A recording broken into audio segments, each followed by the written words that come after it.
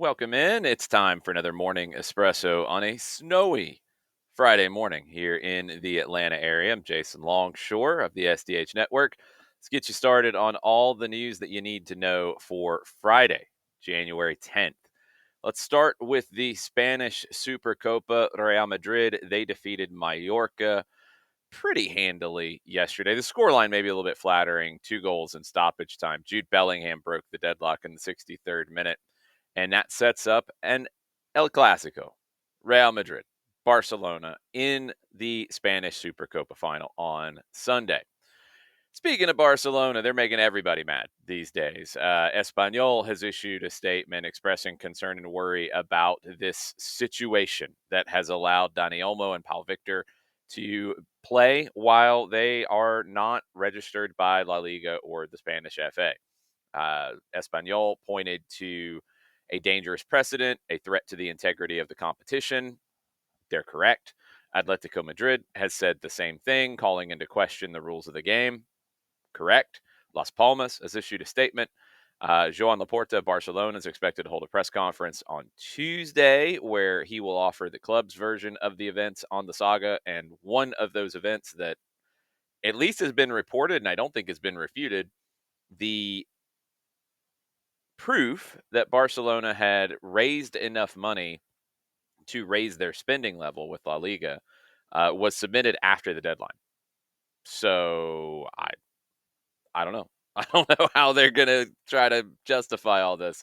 But anyway, La Liga president Javier Tebas has wrote on social media that Barcelona received favorable treatment from the Spanish government.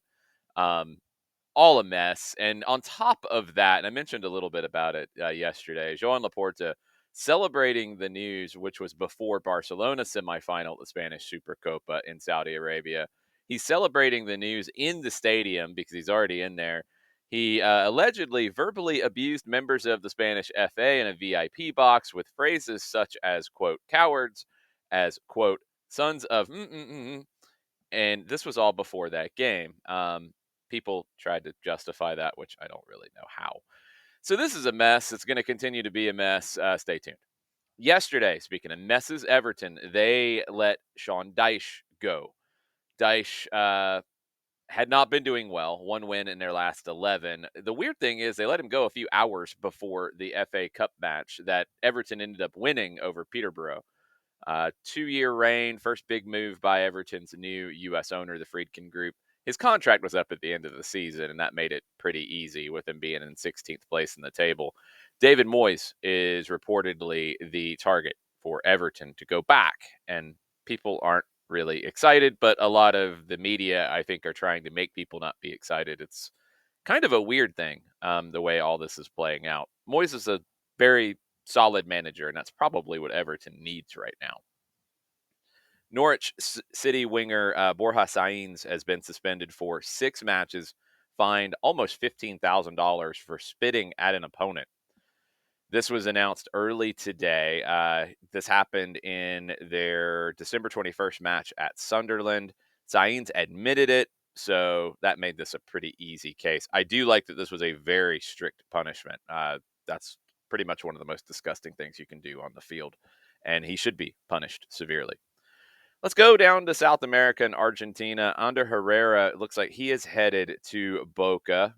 He is at Athletic in Spain, and he would be the third big reinforcement for Fernando Gago at Boca Juniors.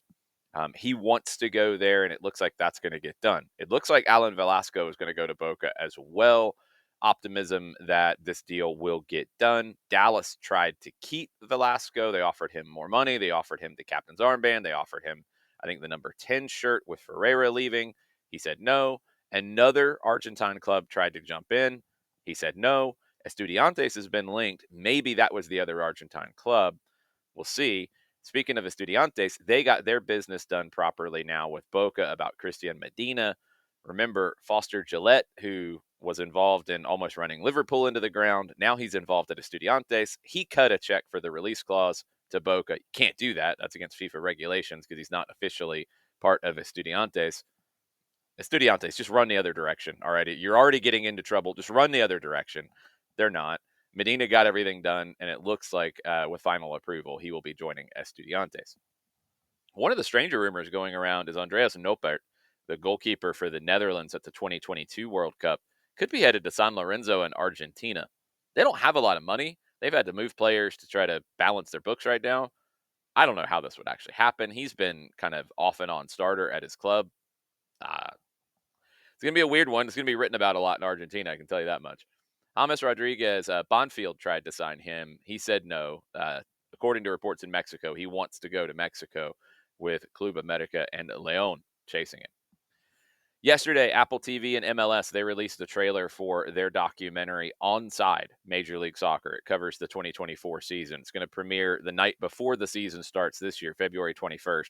Tons of Atlanta United content will be in that. I'm not sure what the final cut looked like, but they were around the club a lot in the second half of the season and in the middle as well.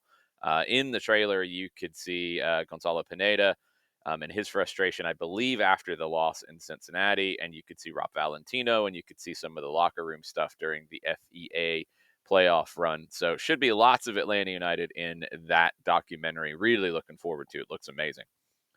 MLS updates. Let's go quickly here. Seattle, they have re-signed Albert Rusnak as a designated player. He's been very, very good there. Career best season in 2024, 11 goals and 19 assists in all competitions. I have no idea why anybody would be complaining about that signing. DC United, they signed 21-year-old Korean goalkeeper Kim Jun-hong from the K-League. He was the starting goalkeeper with South Korea as they reached the semifinals of the U20 World Cup in 2023. Houston Dynamo, they re-signed Daniel Steres. He has 75 games across all competitions in 3 seasons with the Dynamo. Minnesota, they've re-signed Will Trapp, going for his 5th year with the Loons. Columbus, they have re-signed goalkeeper Nicholas Hagen, contract extension through the 2026 season. Guatemalan international, 28 years old, 7 games in all competitions, backing up Patrick Schulte. Nashville, they waived Randall Leal and they waived Elliot Panico. Leal played 117 times for Nashville. He joined them before their inaugural season from Saprissa. Panico ended up making 23 appearances in all competitions, 9 clean sheets. FC Dallas, they have signed 6 homegrown signings, 6 homegrown players.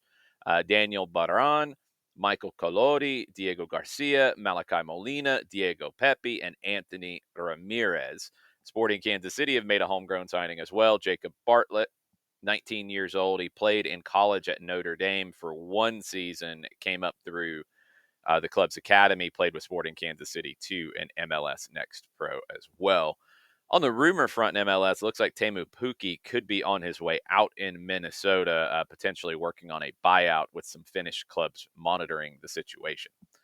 Orlando Pride, they have announced that Marta has signed a new 2-year contract. She had an amazing year last year helping Orlando win the Shield and the NWSL Championship. 11 goals in 25 games, best 11 in NWSL, world best 11 according to FIFPro. U.S. Soccer announced Catherine Nesbitt and Guido Gonzalez Jr. were voted the 2024 U.S. Soccer Referees of the Year. Great to see that U.S. Soccer is recognizing referees in this way, and great to see these two, especially Guido from the Atlanta area, getting this opportunity. On the youth front, MLS Next has announced expansion that could double the number of players under the umbrella. They're setting up a tier 2. The application process is open. This tier would allow players, for example, to play in high school ball. You would have operators of tier 2 leagues, clubs like the National Academy League, the Elite Academy League, Sporting Development League, Cobalt Sports, Cal North Soccer Association. Feels like this is a little bit of a either competition / replacement for some of what U.S. Youth Soccer is already offering. Stay tuned on how all of this shakes out. I'm not sure if this will be a promotion relegation system within MLS Next or what it will end up looking like, but more clubs, more players potentially under the banner of MLS Next going forward. Games today. You got plenty of soccer to watch if you're snowed in or iced in, probably going to be more likely the situation in the Atlanta area. Starts at 2:30, Borussia Dortmund, Bayer Leverkusen. Dortmund Didn't go into the winter break well, 1 win in their last 5. They're in 6th place. Leverkusen, 9-game winning run in all competitions to close out 2024. 5 Bundesliga wins, 5-1 win over Freiburg their last time out. They are 4 straight without a win over Dortmund, though. Should be a fun one you can watch on ESPN Plus. You can also watch on ESPN2, 2:30. FA Cup third round. Aston Villa and West Ham at 3 o'clock. Graham Potter taking charge of the Hammers. Wickham and Portsmouth, 2:45. Portsmouth have had pretty good success playing against teams from a lower division as of late. Liga MX gets started tonight. Querétaro and Club America. And looking ahead to the season in Mexico, Record, which is one of the leading newspapers in Mexico covering sports, surveyed 55 personalities. The vast majority picked Club America, Las Águilas, to win the tournament for the 4th straight time. Toluca and Cruz Azul were the next 2 favorites, but well behind Club America. We'll see if they can get that started tonight on the road at Querétaro. That's at 8 o'clock. That's going to do it for the Morning Espresso. You guys stay safe. You guys stay warm out there. Be careful on the roads if you have to get out. And we'll be back next week with more espresso for you to start your days.